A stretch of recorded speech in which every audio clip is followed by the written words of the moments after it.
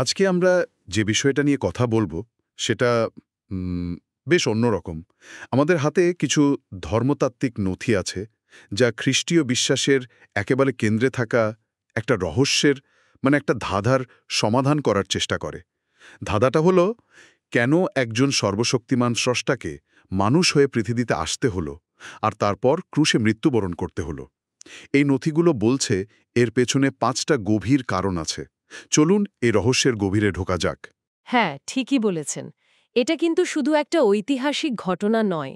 এই নথিগুলো অনুযায়ী এটা একটা মহাজাগতিক পরিকল্পনা, যা সৃষ্টিরও আগে থেকে ছিল। এর সঙ্গে জড়িয়ে আছে মানুষের স্বাধীনতা, পতন আর মুক্তির মতো বড় বড় ধারণা। আমরা এখানে কোনো বিচ্ছিন্ন ঘটনা নিয়ে কথা বলছি না, বরং বলতে গেলে একটা সুসংগঠিত ঐশ্বরিক নাটকের বিভিন্ন অঙ্ক নিয়ে আলোচনা করব। বেশ, তাহলে প্রথম কারণটা দিয়েই শুরু করা যাক।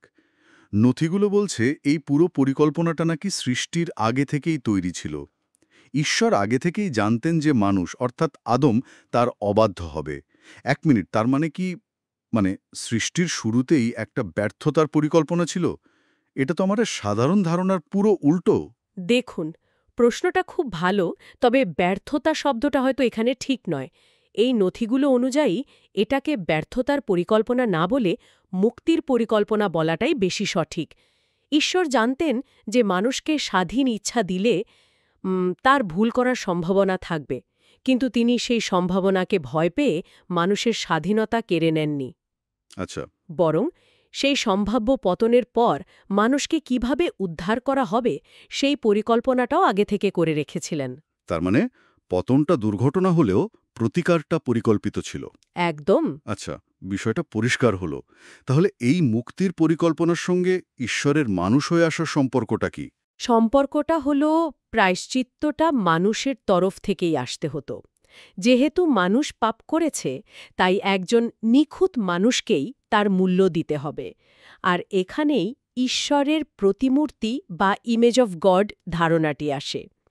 এই নথিগুলোর ব্যাখ্যা অনুযায়ী ঈশ্বরের প্রতিমূর্তি হল, ধরুন, সৃষ্টির সেই চূড়ান্ত অবস্থা যেখানে জীবের স্বাধীন ইচ্ছা পাপ করার প্রলোভন থেকে মুক্ত হয়ে শুধু ভালোবাসায় পূর্ণ থাকে। মানুষ হিসেবে এসে ঈশ্বর নিজেই সেই নিখুঁত প্রতিমূর্তি হয়ে ওঠেন। তিনি দেখিয়ে দেন মানুষের চূড়ান্ত সম্ভাবনা কি হতে পারে। তার মানে যেহেতু সমস্যাটা ছিল মানবকেন্দ্রিক, হ্যাঁ, তাই সমাধানটাও মানবরূপেই আসতে হয়েছে, কোনো দেবদূত বা অন্য কোনো রূপে নয়। ঠিক। মানুষের পতন হয়েছে, তাই একজন মানুষকেই সেই পতন থেকে মানবজাতিকে টেনে তুলতে হবে। তিনি মানুষের রূপ ধারণ করে আদমের পাপের দায় নিজের উপর তুলে নেন, মানবজাতিকে পাপের দাসত্ব থেকে মুক্ত করেন, আর মৃত্যুকে যে জয় করা সম্ভব তার একটি জীবন্ত উদাহরণ হয়ে ওঠেন। বেশ, মানুষের পাপের দায় মেটানোর বিষয়টা তো বোঝা গেল, কিন্তু এই নথিগুলো কি বলছে যে এর পেছনে ঈশ্বরের নিজের তৈরি করা নিয়ম রক্ষা করারও একটা ব্যাপার ছিল? মনে হচ্ছে দ্বিতীয় কারণটা সেদিকেই ইঙ্গিত করছে। আপনি একেবারে ঠিক জায়গায় ধরেছেন। দ্বিতীয় কারণটি হল ঈশ্বরের আদেশের সত্যটা প্রমাণ করা। নথিগুলোতে বলা হচ্ছে ঈশ্বর একটি অভিশপ্ত মানবদেহ ধারণ করেও সম্পূর্ণ পাপমুক্ত জীবনযাপন করেছেন। 1 মিনিট, অভিশপ্ত মানবদেহ, এই কথাটা তো বেশ ভারী শোনায়। এটাকে একটু সহজ করে বললে কি দাঁড়ায়? আমাদের শরীর আর মন দুটোই দুর্বল, এরকম কিছু? হ্যাঁ, সহজ কথায় ঠিক তাই। পাপের কারণে মানুষের প্রকৃতি দুর্বল হয়ে পড়েছে। সে সহজেই প্রলোভনের শিকার হয়। এটাই হল অভিশপ্ত মানবদেহের ধারণা। আর এখানেই ঈশ্বরের পরিকল্পনার সৌন্দর্য। যিনি আইন দিয়েছেন, তিনি সেই আইনের অধীনে এলেন। আচ্ছা। তিনি দেখালেন যে মানুষের সব রকম দুর্বলতা আর প্রলোভন থাকা সত্ত্বেও তার আদেশ পালন করা সম্ভব। তার মানে এটা অনেকটা এমন যে যে দেশের সংবিধান লিখেছে সে নিজেই একজন সাধারণ নাগরিক হিসেবে সবচেয়ে কঠিন পরিস্থিতিতে সেই সংবিধান অক্ষরে অক্ষরে পালন করে দেখাচ্ছে। চমৎকার উপমা। ঠিক তাই। এই উৎসগুলো এখানে প্রথম আদম এবং শেষ আদমের মধ্যে একটা স্পষ্ট পার্থক্য তুলে ধরে। এটাকে একটা অপারেটিং সিস্টেমের আপগ্রেডের মতো ভাবতে পারেন। প্রথম আদম ছিলেন ভার্সন 1.0। কিছু বাগ ছিল, আর শেষ আদম অর্থাৎ মানুষরূপী ঈশ্বর হলেন ভার্সন 2.0, নিজে থেকেই নিখুঁতভাবে চলে। আর অন্যদেরও আপগ্রেড হওয়ার পথ দেখায়। ঠিক এই শেষ আদম থেকে আধ্যাত্মিকভাবে পুনর্জন্ম লাভের মাধ্যমে অন্য মানুষও পাপ এবং মৃত্যুকে জয় করার শক্তি পায়। নথিগুলোতে একটা অসাধারণ রূপক ব্যবহার করা হয়েছে। একটা অভিশপ্ত কাঁটাঝোপের মধ্যে ঐশ্বরিক অগ্নিশিখা জ্বলছে, কিন্তু ঝোপটিকে পুড়িয়ে দিচ্ছে না। ওই কাঁটাঝোপের রূপকটা দারুণ। তা মানে কি, এই যে মানুষের প্রকৃতিকে পুরোপুরি ধ্বংস করার দরকার নেই, বরং ঐশ্বরিক শক্তি সেই দুর্বল প্রকৃতির মধ্যেই কাজ করতে পারে। একদম, এটি ধ্বংসের নয়, রূপান্তরের কথা বলে। আর এই যে নিখুঁত আনুগত্যের কথা আমরা বললাম, এটাই কিন্তু আমাদের তৃতীয় কারণের ভিত্তি তৈরি করে দেয়। তৃতীয় কারণ, এখানে হেলেল নামে একজনের সঙ্গে ঈশ্বরের তুলনা করা হয়েছে। কে এই হেলেল? হেলেল হল সেই স্বর্গদূতের নাম যে অহংকারবশত নিজেকে ঈশ্বরের সমান করতে চেয়েছিল এবং তার পতন হয়েছিল। খ্রিস্টীয় ধর্মতত্ত্বে তাকে লুসিফার বা শয়তান হিসাবেও চিহ্নিত করা হয়। সে ক্ষমতার অপব্যবহার করে উপরে উঠতে চেয়েছিল। অন্যদিকে দ্বিতীয় ঈশ্বর অর্থাৎ পুত্র ঈশ্বর, যিনি ক্ষমতার দিক থেকে পিতার সমান, তিনি ঠিক তার উল্টোটা করেন। উল্টোটা করেন মানে? তিনি স্বেচ্ছায় নিজের ঐশ্বরিক ক্ষমতা ত্যাগ করে একজন সাধারণ নশ্বর সৃষ্টির পর্যায়ে নেমে আসেন এবং মৃত্যু পর্যন্ত ঈশ্বরের আজ্ঞা পালন করেন। তাহলে কি এটা বলা যায় যে একজন নিজের ক্ষমতা ব্যবহার করে অহংকারী হয়েছিলেন, আর অন্যজন সমপরিমাণ ক্ষমতা থাকা সত্ত্বেও স্বেচ্ছায় ক্ষমতা ত্যাগ করেছিলেন? এটা তো ক্ষমতার ব্যবহার নিয়ে দুটো চরম বিপরীত দর্শন। ঠিক তাই, এটি এই ধর্মতত্ত্বের মূল ভিত্তি। ঈশ্বরের রাজ্যে নম্রতায় উচ্চাসনে ওঠার পথ।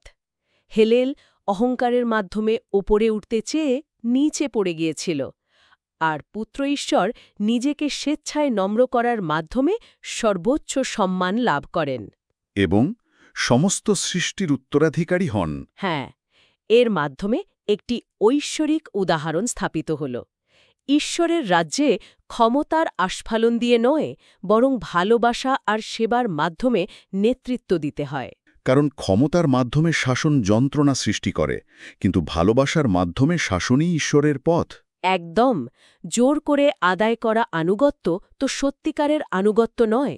ভালোবাসা থেকে যে আনুগত্য জন্মায়, সেটাই সৃষ্টির মধ্যে সম্প্রীতি ফিরিয়ে আনতে পারে। তাহলে তার এই নম্রতার জীবনটা শুধু একটা ব্যক্তিগত উদাহরণ ছিল না, বরং এটা অন্যদের জন্য একটা পথ নির্দেশও ছিল। এটাই কি চতুর্থ কারণ? হ্যাঁ, এটি একটি স্বাভাবিক পরিণতি। ঈশ্বরের এই আনুগত্য আর নম্রতার জীবন মানব জাতির জন্য বলতে পারেন একটা ব্লুপ্রিন্ট হয়ে ওঠে। নথিগুলো অনুযায়ী এই জীবন্ত উদাহরণ ছাড়া মানুষ পরিত্রাণ বা মুক্তির পথ খুঁজে পেত না।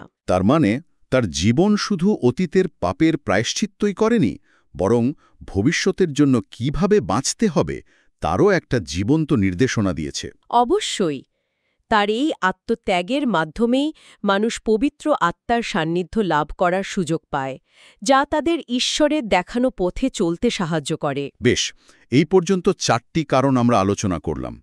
এবার আমরা শেষ কারণে আসি, যা আমার কাছে এই মহাজাগতিক নাটকের সবচেয়ে রোমাঞ্চকর অংশ বলে মনে হচ্ছে।